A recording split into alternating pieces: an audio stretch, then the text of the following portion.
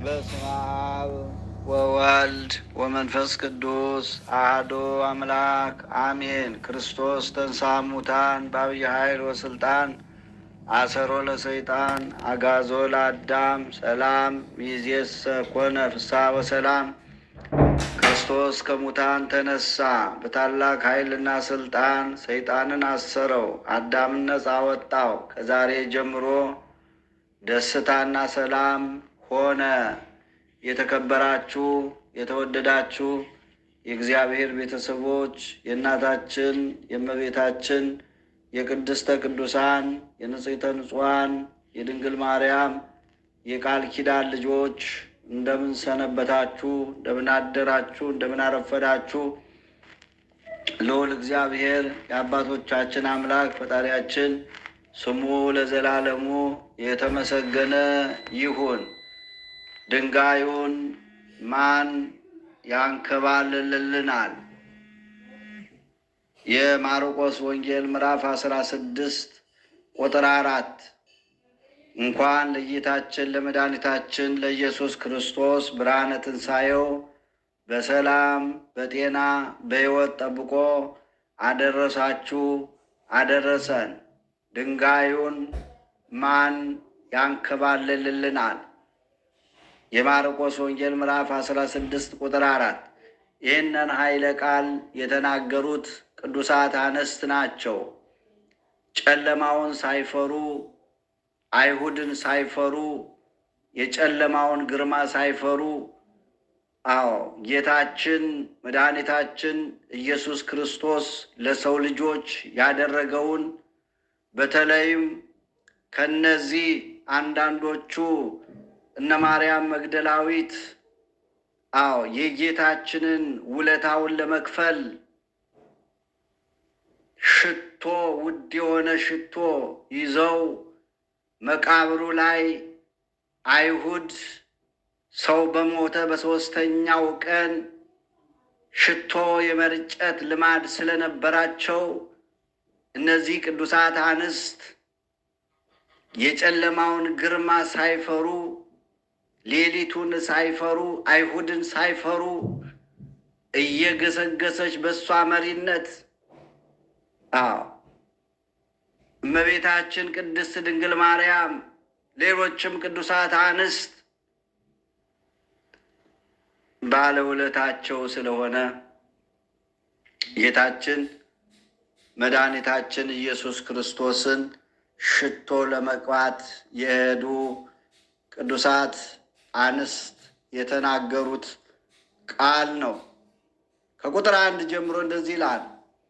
ሰንበትም ካለፈ በኋላ መግደላዊት ማርያም፣ የያዕቆብም እናት ማርያም፣ ሰሎሜም መጥተው ሊቀቡት ሽቱ ገዙ። ከሳምንቱም በፊተኛው ቀን እጅግ በማለዳ ፀሐይ ከወጣ በኋላ ወደ መቃብር መጡ። እርስ በርሳቸውም ድንጋዩን ከመቃብር ደጃፍ ማን ያንከባልልልናል ይባባሉ ነበር። ድንጋዩ እጅግ ትልቅ ነበርና አሻቅበውም አይተው ድንጋዩ ተንከባሎ እንደነበር ተመለከቱ ይላል። ክብር ምስጋና ይግባው። ጌታችን መድኃኒታችን ኢየሱስ ክርስቶስ እነሳለሁ ብሏቸው ስለነበረ አይሁድ ፈርተው ትልቅ ድንጋይ ዘግተውበት ነበረ መቃብሩ ላይ እንዳይነሳ። ነገር ግን ሞትን ድል አድርጎ እንደሚነሳ አስቀድሞ ጌታችን መድኃኒታችን ኢየሱስ ክርስቶስ ወገኖቼ አስተምሯቸዋል። ለቅዱሳት አንስትም አስተምሯቸዋል። የጌታችን ትንሣኤ ትንቢተ ነቢያት ነው ወገኖቼ። አምላካችን መድኃኒታችን ኢየሱስ ክርስቶስ ሞትን በሞቱ ድል ነስቶ ሙስና መቃብርን አጥፍቶ ብርሃነ መለኮቱን ተዋሂዶ በስልጣኑ ከሞት የተነሳው ጌታችን መድኃኒታችን ኢየሱስ ክርስቶስ በዚህች ዕለት ነው።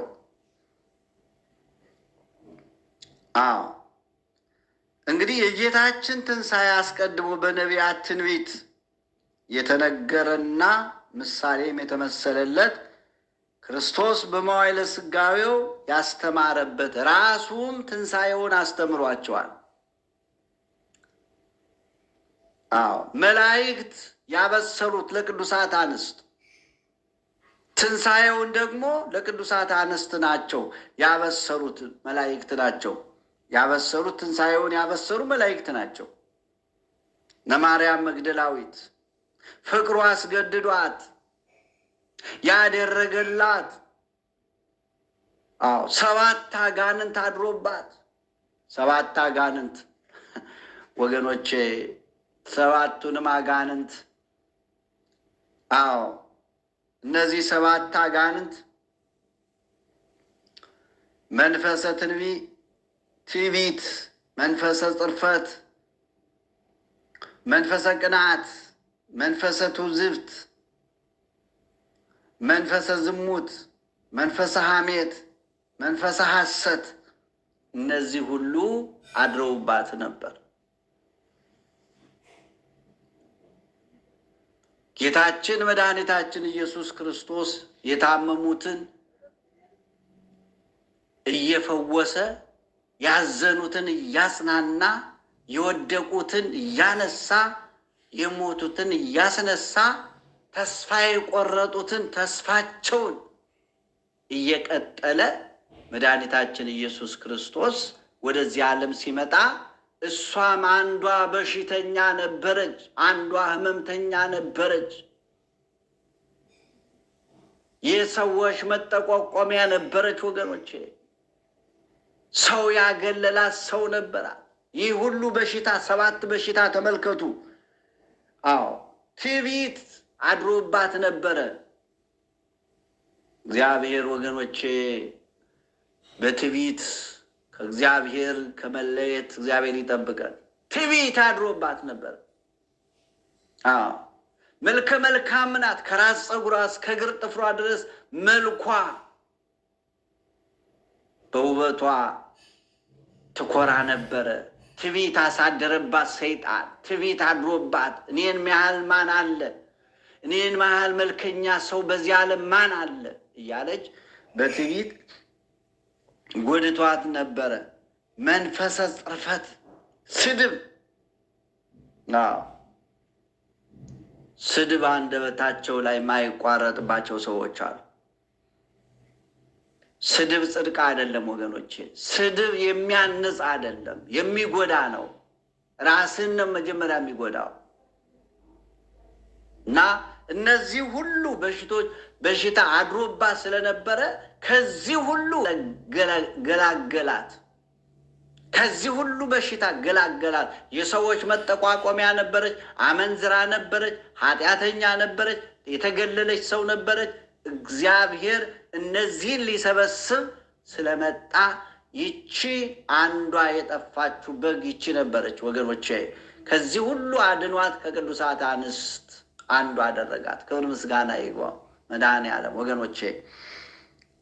ስለዚህ ትንሣኤውን አስቀድሞ በነቢያት አድሮ ነቢያት ትንቢት ተናግሯል። እስቲ አንዳንዶቹን እንመልከት ወገኖቼ። ጌታችን መድኃኒታችን ኢየሱስ ክርስቶስ ሞትን ድል አድርጎ እንደሚነሳ አስቀድሞ ትንቢት አናግሮ ነበር። ማን?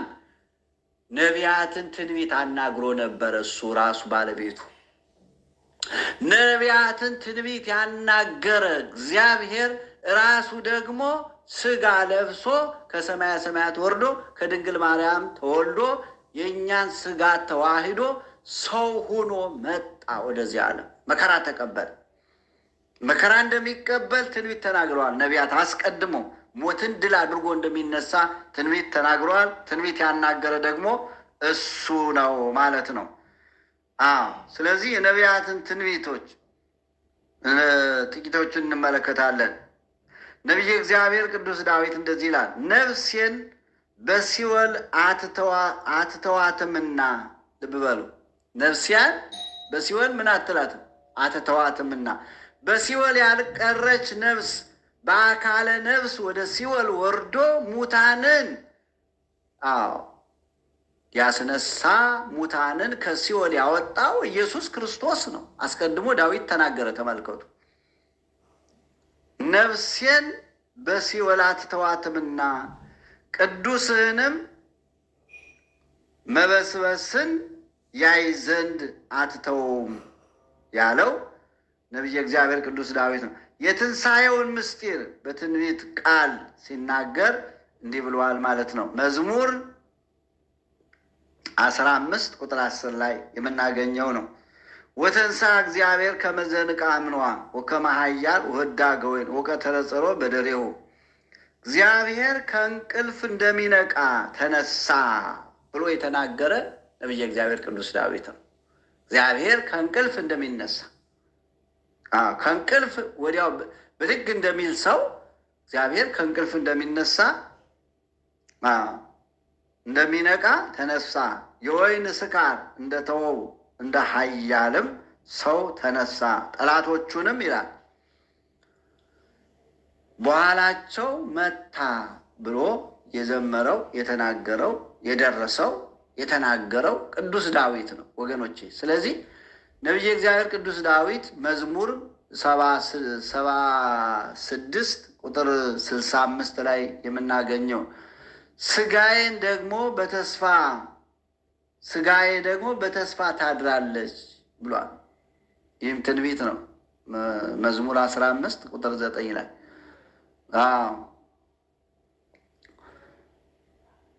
ይህ ምስጢር ትርጉሙ ምንድን ነው? ወደ መቃብር የወረደ ስጋዬ በተስፋ ትንሣኤ 3 መዓልትና 3 ሌሊት በመቃብር አደረ ለማለት ነው። ጌታችን ይህን ያለው ተስፋ ትንሣኤውም በተዋሂዶ ከስጋ ወደ መቃብር በተዋሂዶ ከስጋ ወደ መቃብር የወረደ መለኮት ነው።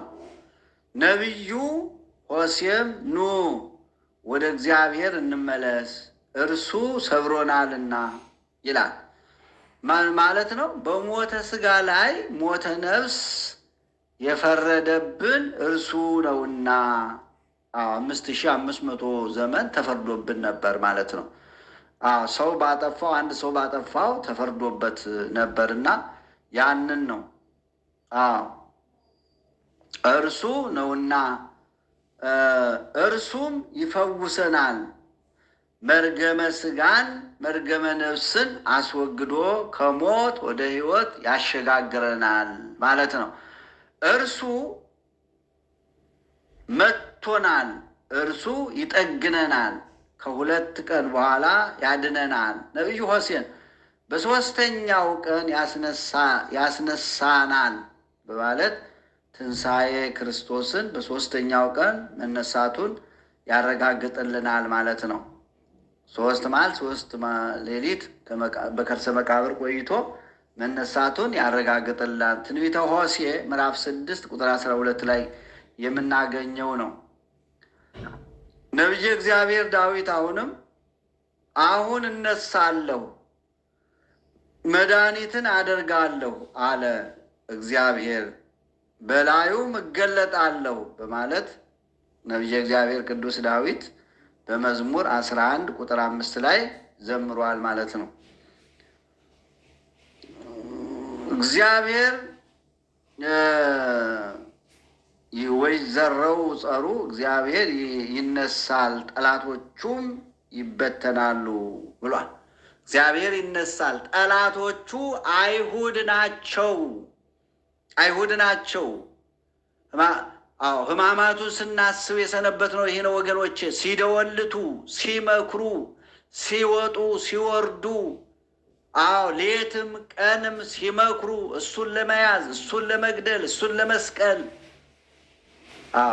ሲመክሩ ሲደወልቱ የሰነበቱት ጠላቶቹ የተባሉት አይሁድ ናቸው። ጠላቶቹ የተባሉት አጋንንት ናቸው ወገኖች፣ አጋንንት ናቸው። አይሁድም የአጋንንት የግብር ልጆች ስለሆኑ ጠላቶቹ ይላል።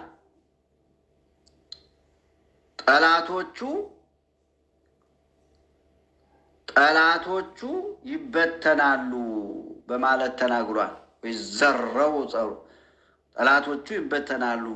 ሰይጣንና አጋንንት ናቸው። ጠላት የተባለው ሰይጣንና አጋንንት እና አይሁድ። እግዚአብሔር ሞትን ድል አድርጎ ሲነሳ ጠላት ከነ ሰራዊቱ ሞትና ሲኦል ከነ መውጊያዎቹ እንደሚበተኑ ልበ አምላክ ዳዊት አስቀድሞ ተናግሯል። ለዚህ ነው ቅዱስ ጳውሎስም ጌታን መቃብር ክፈቱልኝ፣ መግነዝ ፍቱልኝ፣ ድንጋይ አንሱልኝ ሳይል በራሱ ስልጣን ሞትን ድል አድርጎ ሲነሳ አይቴ ሞት ሆይ መውጊያ የት አለ? ሞት ሆይ ሙታንን ይዘ ስታስቀረ የነበረው ኃይል ግርማ የት አለ ብሎ የተናገረው ለዚህ ነው ወገኖቼ። ስለዚህ ጌታችን መድኃኒታችን ኢየሱስ ክርስቶስ እንደሚነሳ አስቀድሞ ለነቢያት ትንቢት ተናግሯል።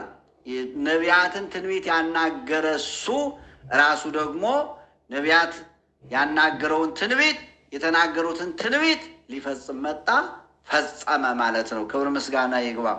ሌላው የትንሣኤው ክርስቶስ በዚህ ዓለም ሲመላለስ ትንሣኤውን አስተምሯቸዋል። ቅዱሳት አንስትም ስላስተማራቸው ነው፣ አምነውበት ስላልመጡ ነው። መላእክት ሲጠይቁ እንደተናገረ ተነስቷል ያለው መልአኩ ለዚህ ነው። እንደተናገረ ተነስቷል፣ አላመናችሁ እመኑ። አስቀድሞ ለእናንተ እንደሚነሳ ነግሯቸዋል ብሎ ጌታችን መድኃኒታችን ኢየሱስ ክርስቶስ በመዋዕለ ስብከቱ ስለ ትንሣኤው ብዙ ጊዜ ለደቀ መዛሙርቱና ለሕዝቡ እንዲሁም ለፈሪሳውያን ጭምር አስተምሯቸዋል ማለት ነው። እነሆ ወደ ኢየሩሳሌም እንወጣለን፣ የሰው ልጅም ለካህናት አለቆችና ለጸሐፎች ይሰጣል፣ የሞት ፍርድም ይፈርዱበታል፣ ሊዘባበቱበትም፣ ሊገርፉትም፣ ሊሰቅሉትም ለአሕዛብ አሳልፈው ይሰጡታል፣ በሦስተኛውም ቀን ይነሳል። የማቴዎስ ወንጌል ምዕራፍ 20 ቁጥር 18 ላይ የሰው ልጅ የሚለው እሱን ነው፣ ራሱን ነው ወገኖቼ። የድንግል ማርያም ልጅ ነው።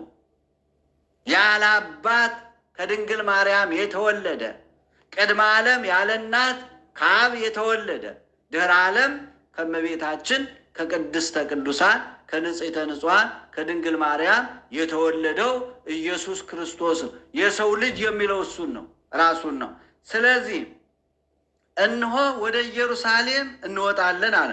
የሰው ልጅም ለካህናት አለቆችና ለጸሐፎች ይሰጣል። አሳልፎ ተሰጠ ወገኖቼ፣ አሳልፎ ሰጡ። ይሁዳ አሳልፎ ሰጠ፣ በ30 ብር ሸጠ፣ ፈጣሪውን ሸጠ። አይሁድም እሱን ገለን እናርፋለን ብለው ነበረ። እውነት አትቀበርም ወገኖቼ። እውነት ኢየሱስ ክርስቶስ ነው። እውነት አትቀበርማ። ጻድቁን እንደ ኃጢአተኛ ቆጥረው አሳልፈው ሰጡ። ይህንን አስተምሯቸዋል ቀድሞ ራሱ። አሳልፎ ለጸሐፍት ፈሪሳውያን ይሰጣል፣ የሞት ፍርድም ይፈርዱበታል፣ ሊዘባበቱበትም፣ ሊገርፉት፣ ሊሰቅሉትም ለአሕዛብ አሳልፈው ይሰጡታል፣ በሦስተኛው ቀን ይነሳል አለ። ክብር ምስጋና ይግባ ለደቀ መዛሙርቱ፣ ለሐዋርያት፣ ለቅዱሳት አንስት፣ ለ72ቱ አርድእት እንዲሁም አምነው ለሚከተሉት ሁሉ ትንሣኤውን አስቀድሞ መከራ ሕመሙን አስቀድሞ ነግሯቸዋል። ልብ አላሉም ነበር ግን ወገኖቼ፣ ልብ አላሉም ነበር። መከራ ሕመሙን ነግሯቸዋል። ግርፋቱን ነግሯቸዋል። መቸንከሩን ነግሯቸዋል። መሰቀሉን ነግሯቸዋል። ትንሣኤውን ነግሯቸዋል። ልብ አላሉም ነበር ማለት ነው እና ስለ ሞቱና ስለ ትንሣኤው ተናግሯል። እንዲሁም ይላል ከሽማግሌዎችና ከካህናት አለቆች ከጸሐፎችም ብዙ መከራ ይቀበልና ይገደል ዘንድ በሦስተኛውም ቀን ይነሳ ዘንድ እንዲገባው ለደቀ መዛሙርቱ በግልጥ ነግሯቸዋል። ማቴዎስ 16 ቁጥር 21 ላይ ጌታችን ባደረበት እያደሩ በዋለበት እየዋሉ 3 መዓልት 3 ሌሊት ከእርሱ ጋር ለኖሩ 3 ዓመት 3 ዓመት ከ3 ወር ከእርሱ ጋር ለኖሩ ለ120 ቤተሰብ ወልደ እጓለ እመሕያው ክርስቶስ በሰዎች እጅ ታልፎ ይሰጥ ዘንድ አለው፣ ይገድሉትማል፣ በሦስተኛውም ቀን ይነሳል ብሏቸዋል። ስለዚህ ራሱን ነው እየነገራቸው ያለው። ይገድሉኛል፣ ይሰቅሉኛል፣ ይገርፉኛል። እውነት አልመሰላቸውም ነበር፣ አላመኑበትም። ጸሐፎችና ፈሪሳውያንም ምልክት በጠየቁ ጊዜ ክፉና አመንዝራ ትውልድ ምልክት ይሻል፣ ከነቢዩ ከዮናስ ምልክት በቀር ሌላ ምልክት አይሰጠውም። ዮናስ በአሳ አንበሪ ሆድ ውስጥ 3 ቀንና 3 ሌሊት እንደነበረ እንዲሁ የሰው ልጅ ወልደ እጓለ እመሕያው ክርስቶስ በምድር ልብ 3 ቀንና 3 ሌሊት ይኖራል በማለት ማየዊት ስለሆነች ሞቱና ቅድስት ስለሆነች ትንሣኤው ምስጢራዊ በሆነ ምሳሌ ነግሯቸዋል። ስለዚህ ነው ወገኖቼ ትንሣኤውን አስቀድሞ ለደቀ መዛሙርቱ ለ120 ቤተሰብ አምኖ ለተከተሉት ሁሉ አስተምሯቸዋል። ወገኖቼ አስተምሯቸዋል። ሌላው ትንሣኤውን አሁንም ያበሰሩት መላእክት ናቸው። በመላእክት አንደበት ነው ትንሣኤውን ቅዱሳት አንስት የሰሙት። ይህም ሽቱ ይዘው ወደ መቃብር ለገሰገሱት ቅዱሳት አንስት ብርሃን የለበሱ ቅዱሳን መላእክት ተገልጠው ሕያውን ከሙታን መካከል ስለምን ትፈልጋላችሁ? ተነስቷል እንጂ በዚህ የለም። የሰው ልጅ በኃጢአተኞች እጅ አልፎ ሊሰጥና ሊሰቀል በሦስተኛውም ቀን ሊነሳ ግድ ነው እያለ ገና በገሊላ ሳለ ለእናንተ እንደተናገረ አስቡ በማለት የአምላካቸውን ትንሣኤ መስክረዋል። ቅዱሳን መላእክት ናቸው። በመቃብሩ የተገኙት ቅዱሳን መላእክት ናቸው። ቅዱሳን መላእክት ወገኖቼ፣ ቅዱሳን መላእክት ወደ ጽንሰቱ ብንሄድ ቅዱሳን መላእክት ናቸው። ቅዱስ ገብርኤል እናገኛለን። አብሳሪውን መልአክ እናገኛለን። ልደት ብንሄድ ቅዱሳን መላእክት ሲያመሰግኑ ሲዘምሩ ኖሎትን ዝማሬ ያስተማሩ መላእክት ናቸው። ልደት ብንሄድ መላእክትን ነው የምናገኛቸው። ትንሣኤውም ላይ መላእክት ነው የምናገኘው። ገዳመ ቆሮንቶስም ስንሄድ መልአክ ነው የምናገኘው። መልአክ። ትንሣኤውም ላይ ስንመጣ መላእክት ናቸው ያገለግሉ። መላእክት ናቸው መጀመሪያ የታዩት፣ ነጭ ልብስ ለብሰው የታዩ መላእክት ናቸው። ዕርገት ላይም ስንሄድ መላእክት ናቸው። ትንሣኤውንም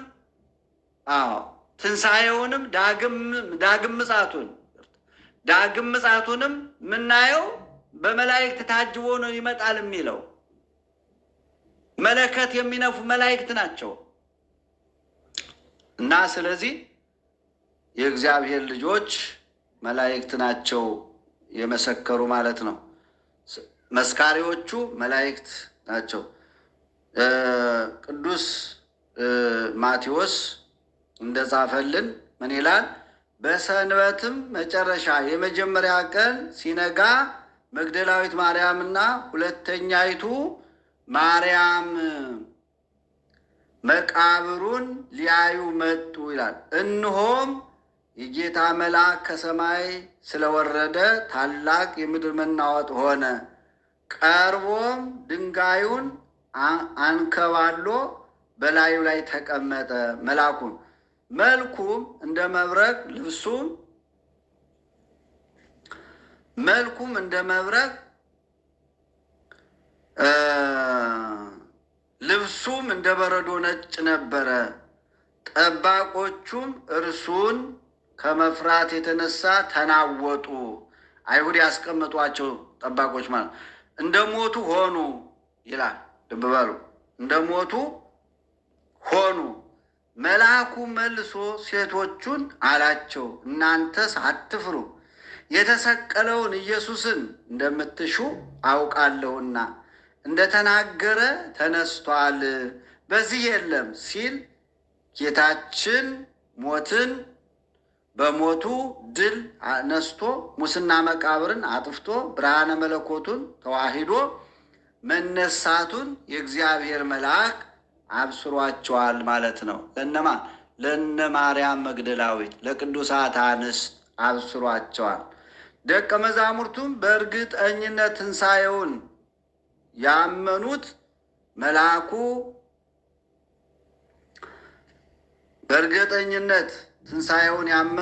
መልአኩ ወደ ከፈተው መቃብር ገብተው መግነዙን ካዩ በኋላ ነው ማለት ነው። ቅዱሳት አንስት የመልአኩን ድምፅ ሰምተው እንደተናገረ ተነስቷል ብለው ነገሯቸው። ቅዱሳት አንስት ወደ ሐዋርያት ሄዱ፣ ለሐዋርያት ነገሯቸው።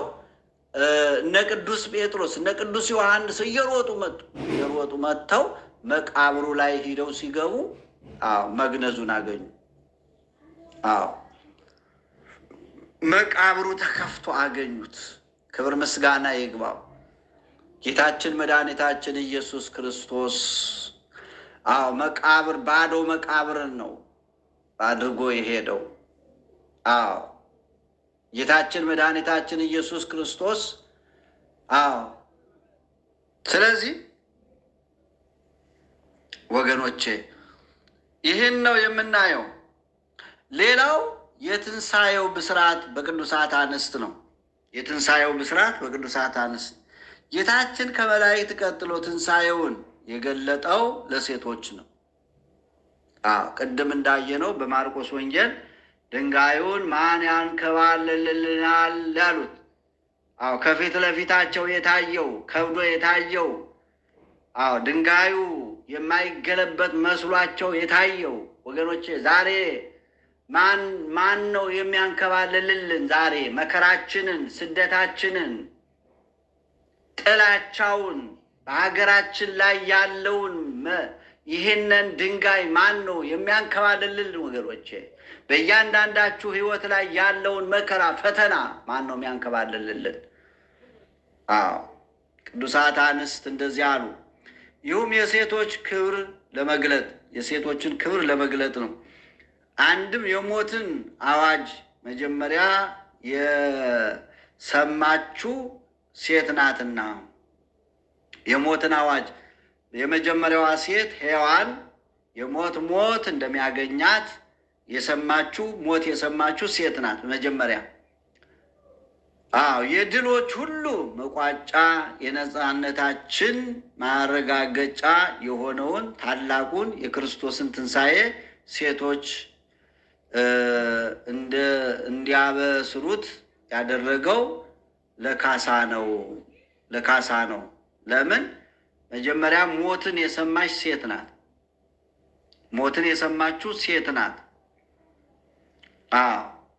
ልጆቿ የእባቡ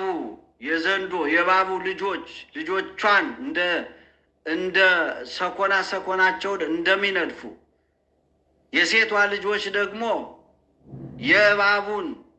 እባቡን ራሱን እንደሚቀጠቅጡ ጠላትነትን በመካከል ላይ ጠላትነት እንዳለ ያ ጠላትነት የተወገደው ያ ጠላት የተቀጠቀጠው ያ እባብ የተቀጠቀጠው መስቀል ላይ ነው ወገኖቼ።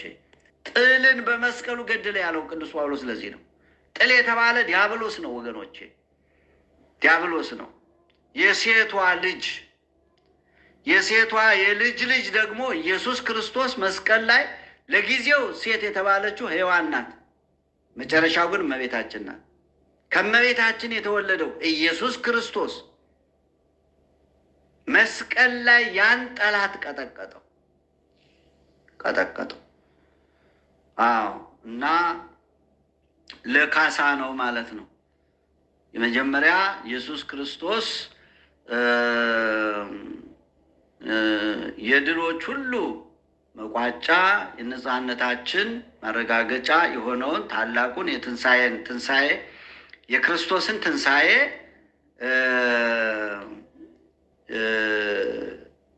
ሴቶች እንዲያበስሩት ያደረገው ለካሳ ነው። አንድም መጀመሪያ ደቀ መዛሙርቱ ትንሣኤውን ቢያበስሩ ኑሮ ትንሣኤው ታማኒነት አያገኝም ነበር ማለት ነው። ታማኒነት አያገኝም ነበር። ምክንያቱም ምንድን ነው? ምክንያቱም አይሁድ አስቀድመው ደቀ መዛሙርቱ ሊሰርቁት ይችላሉ ብለው በከተማው አስወርተዋል። ደቀ መዛሙርቱ ሰርቀው እንዳይወስዱ ብለው በከተማው ስላስወሩ ማለት ነው። ራሳቸው ሰርቀው እንዴት ተነሳ ይላሉ ብለው ሕዝቡ ትንሣኤውን ለመቀበል ይቸገሩ ነበር። ነገር ግን ባልታሰቡ ሰዎች ትንሣኤው ተበሰረ ማለት ነው። ክብር ምስጋና ይግባው። የአይሁድ ጉባኤ አፈረ። አራቱም ወንጌላውያን በመጀመሪያ ለሴቶች ትንሣኤውን በተደጋጋሚ እንደገለጠው በተለያየ የአጻጻፍ ስልት ዘግበውልናል ማለት ነው። ቅዱስ ማቴዎስ፣ ቅዱስ ማርቆስ፣ ቅዱስ ሉቃስ፣ ቅዱስ ዮሐንስ አራቱም ዘግበውልናል። ምንድን ነው የሚለው? መልአኩ መልሶ ሴቶቹን አላቸው፣ እናንተስ አትፍሩ፣ የተሰቀለውን ኢየሱስን እንድትሹ አውቃለሁና እንደተናገረ ተነስቷልና በዚህ የለም። የተኛበትን ስፍራ ኑና እዩ፣ ፈጥናችሁም ሂዱና ከሙታን ተነሳ፣ እነሆ ወደ ገሊላ ይቀድማችኋል፣ በዚያም ታዩታላችሁ ብላችሁ ለደቀ መዛሙርቱ ንገሯቸው በማለት ገልጾታል ማለት ነው። ቅዱስ ማቴዎስ ልብ በሉ። አጻጻፋቸው ተመልከቱ። ቅዱስ ማቴዎስ 28 ቁጥር 5 ጀምሮ የምናየው ነገር ነው። እነርሱም መልአክ አይተዋልና እየፈሩ ትንሣኤውን ሰምተዋልና ደስ እያላቸው ለደቀ መዛሙርቱ ይነግሯቸው ዘንድ ፈጥነው ሄዱ። እነርሱም ከሄዱ በኋላ ለደቀ መዛሙርቱ የክርስቶስን ትንሣኤ አበሰሩ ማለት ነው። ክብር ምስጋና ይግባ። ቅዱስ ማርቆስ ደግሞ እንደዚህ ይላል አጻጻፉ። ወደ መቃብሩም ገብተው ነጭ ልብስ የተጎናጸፈ ጎልማሳ በቀኝ በኩል ተቀምጦ አዩና ደነገጡ። እርሱ ግን አትደንግጡ፣ የተሰቀለውን የናዝሬቱን ኢየሱስን ትፈልጋላችሁ፣ ተነስቷል፣ በዚህ የለም። ነገር ግን ሄዳችሁ ለደቀ መዛሙርቱ ለጴጥሮስም ወደ ገሊላ ይቀድማችኋል፣ እንደነገራችሁ በዚያ ታዩታላችሁ ብላችሁ ንገሯቸው አላቸው በማለት ቅዱስ ማርቆስ ይዘግብልናል ማለት ነው። ቅዱስ ማርቆስ 16 ቁጥር 5 ላይ የምናገኘው ነው። ቅዱስ ሉቃስ ደግሞ እነርሱም በዚህ ሲያመነቱ እነሆ ሁለት ሰዎች የሚያንጸባርቅ ልብስ ለብሰው ወደ እነርሱ ቀረቡ።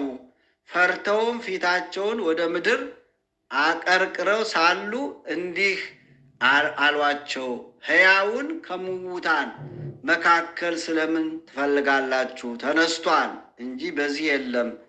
የሰው ልጅ በኃጢአተኞች እጅ ታልፎ ሊሰቀል በሦስተኛውም ቀን ሊነሳ ግድ ነው እያለ ገና በገሊላ ሳለ ስለ እናንተ እንደተናገረ አስቡ ብሎ መልአኩ እንደነገራቸው አስፍሮልናል ማለት ነው። ቅዱስ ሉቃስ የሉቃስ ወንጌል ምዕራፍ 24 ቁጥር 4 ላይ የምናገኘው ነው ማለት ነው። ቅዱስ ዮሐንስም መግደላዊት ማርያም ሁለቱን መላእክት እንዳየችና ከእነርሱም ጋር እንደተናገረች ሲገልጽ፣ ማርያም ግን እያለቀሰች ይላል ከመቃብሩ በስተውጭ ቁማ ነበር። ስታለቅስም ወደ መቃብር ዝቅ ብላ ተመለከተች። ዝቅ ብላ ተመለከተች። ሁለት መላእክትም ነጭ ልብስ ለብሰው የኢየሱስ ሥጋ ተኝቶበት በነበረው አንዱ በራስጌ ሌላውም በግርጌ ተቀምጠው አየች ይላል። እነርሱም አንቺ ሴት ስለምን ታለቅሻለሽ አሏት ሲል ወንጌላዊ ቅዱስ ዮሐንስ የዮሐንስ ወንጌል ምዕራፍ 20 ቁጥር 10 ላይ ይህንን ተጽፎ እናገኛለን። ተመልከቱ እንግዲህ ወገኖቼ፣ አሁን መገንዘብ ያለብን ትንሣኤ ክርስቶስ ትንቢተ ነቢያት ነው። ራሱ አስቀድሞ በመዋዕለ ሥጋዌው አስተምሯል ትንሣኤውን ነው እያልን ያለ ነው። ሌላው ደግሞ የትንሣኤውን ባለቤት ክርስቶስን እንደተነሳ ያበሰሩት መላእክት ናቸው።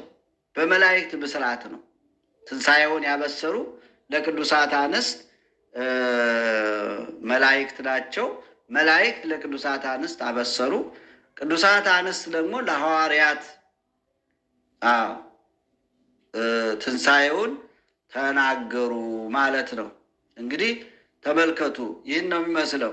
ሌላው እላይ እንደተመለከትነው አራቱ ወንጌላውያን ትንሣኤውን በተለያየ መንገድ ጽፈውልናል ማለት ነው። ሊቃውንት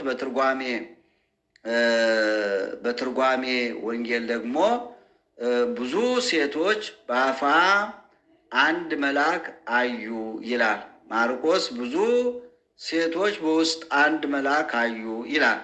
ሉቃስ ደግሞ ብዙ ሴቶች ሁለት መላእክት አዩ። እንዲህ እያለ በራሳቸው ስልት በራሳቸው አተረጓጎም ተርጉመውልናል ማለት ነው። የእግዚአብሔር ልጆች እንግዲህ ጌታችን መድኃኒታችን ኢየሱስ ክርስቶስ ሞትን በሞቱ ድል አድርጎ ተነሳልን። ክብር ምስጋና ይግባው።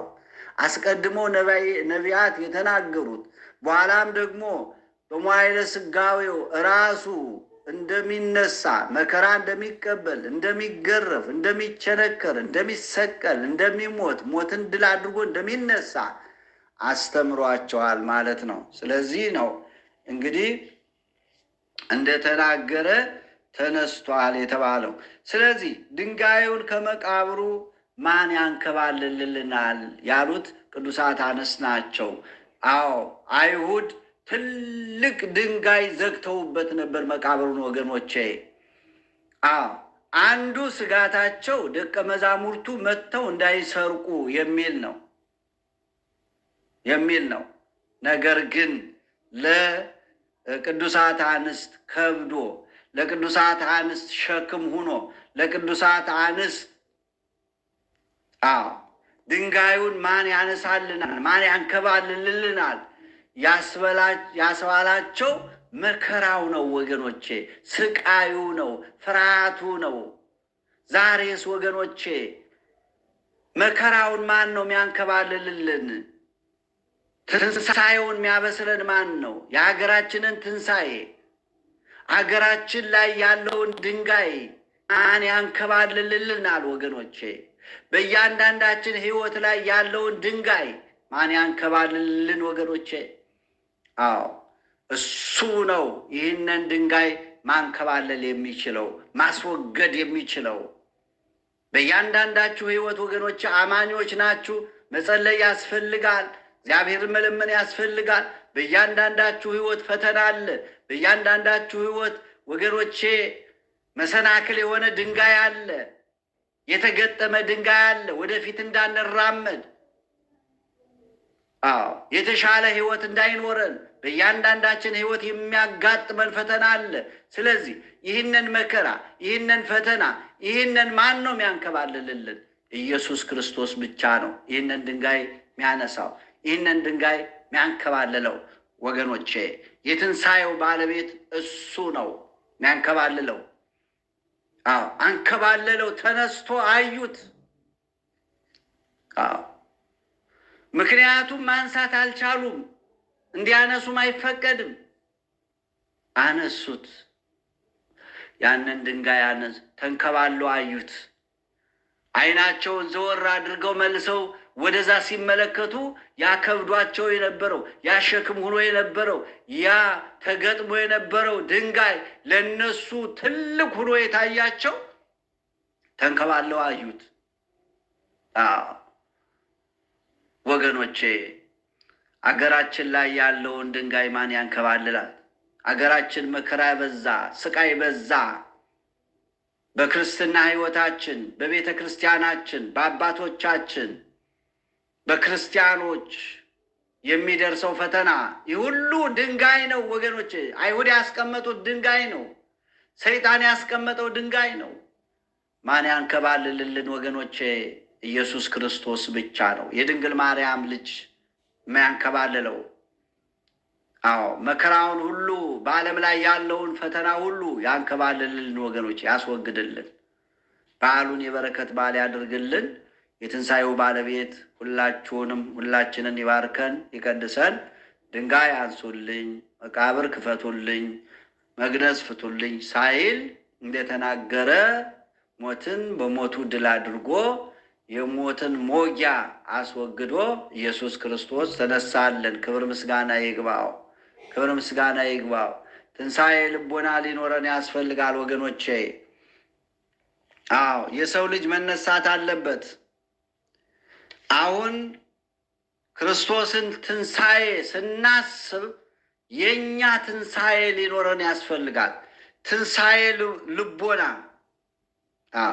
ትንሣኤ ልቦና ሊኖረን ያስፈልጋል። መነሳት አለብን ወገኖቼ።